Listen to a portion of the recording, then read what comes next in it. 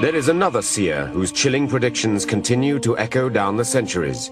He is St Malachis, canonized in 1190. Malachis was a reforming Catholic prelate born in Armagh in 1094. On a visit to Rome, he was struck by a vision. Before him appeared a series of Latin phrases identifying the 111 popes who would rule the Catholic Church until the end of time. He uttered 111 Latin mottos, which are supposed to represent the nature, the name, or destiny, or the coat of arms of every pope until Judgment Day. Many of the phrases are considered too precise to be the results of chance. John the 23rd, the 107th pope in the prophecy, is referred to as Pastor et Nortam, priest and sailor. Before becoming pope in 1958, he was the Patriarch of Venice. Paul VI is Flos Floram, flower among flowers.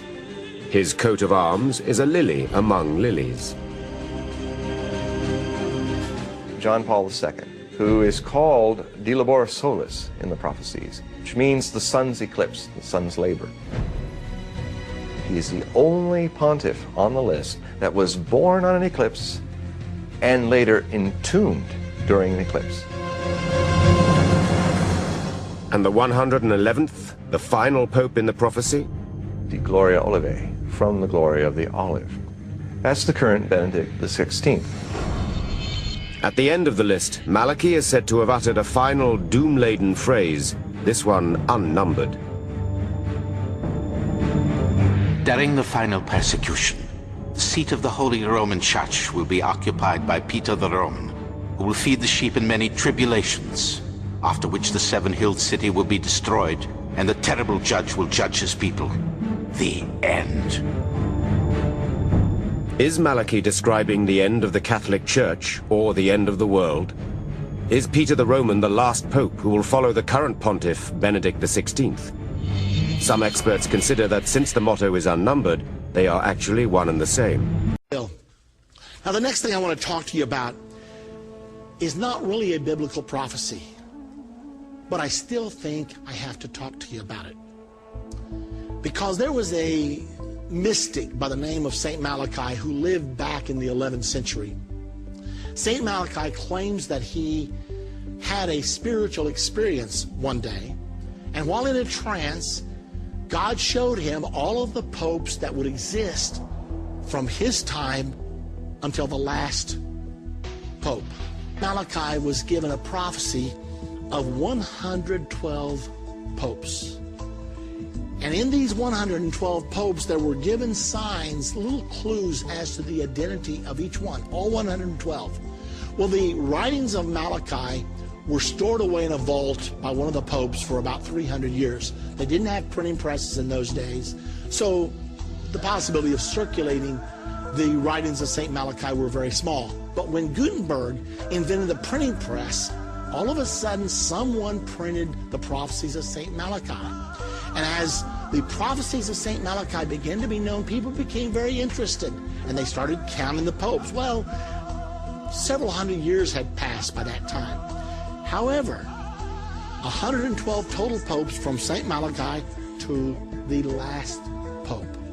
Well, what's in fact happening right now? Pope John Paul II, who just died in 2005, was the 110th pope. No wonder interest in the prophecies of St. Malachi are reviving right now. When the cardinals came to Rome to elect the 111th pope, an article appeared out of India the day before the election. A man said to the cardinals, "You must elect a giant spiritual leader. You must elect a pope that can appeal to young people.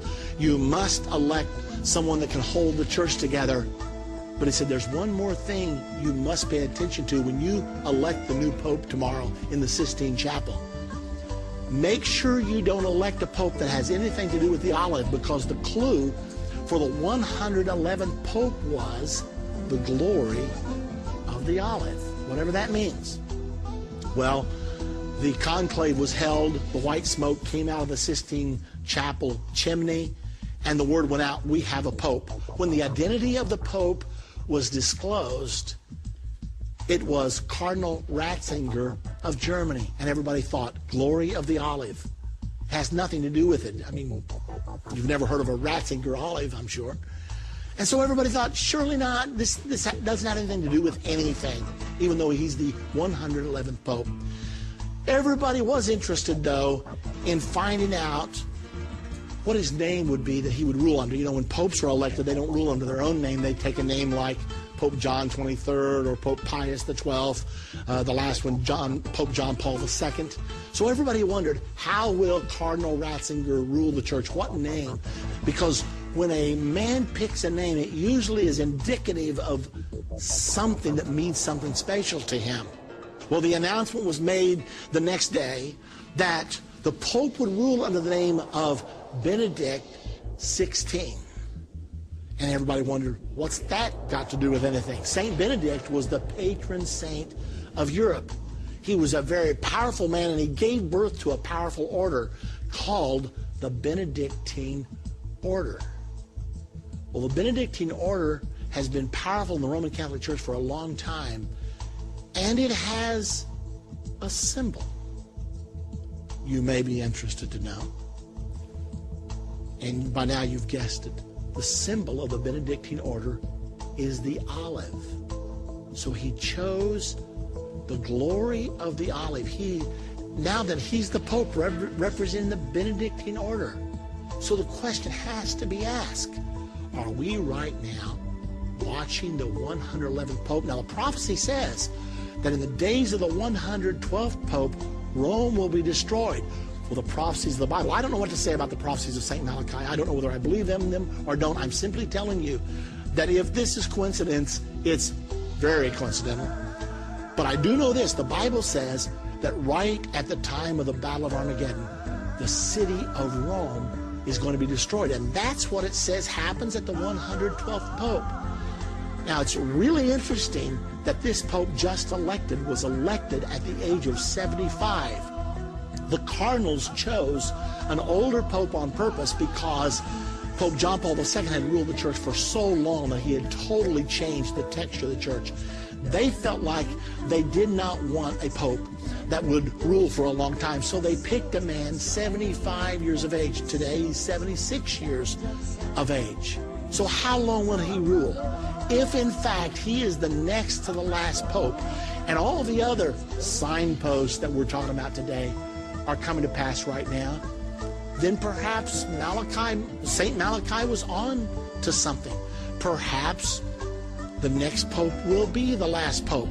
Now remember, in the St. Malachi prophecy, it says the last pope will be Peter the Roman. Now whatever that means, apparently he's going to be a person from Italy. We've had two popes in a row not from Italy, the first two popes not from Italy in 455 years. All of a sudden, it looks like if St. Malachi's prophecy is correct, and I can't tell you whether it is or not. It's not biblical. It's just something that happened. But if, in fact, it is correct, after this pope dies, the next pope elected will preside over the destruction of the city of Rome. Several times in the book of Revelation, Rome is referred to as Mystery Babylon. Revelation 17, Mystery Babylon is called the City of Seven Hills. Rome is the city of seven hills. And the destruction of the city of Rome is mentioned several times in the book of Revelation. And that's what St. Malachi said. So here we are. You got St. Malachi's word, which you have to take with a grain of salt, but you got the Bible that you can take to the bank.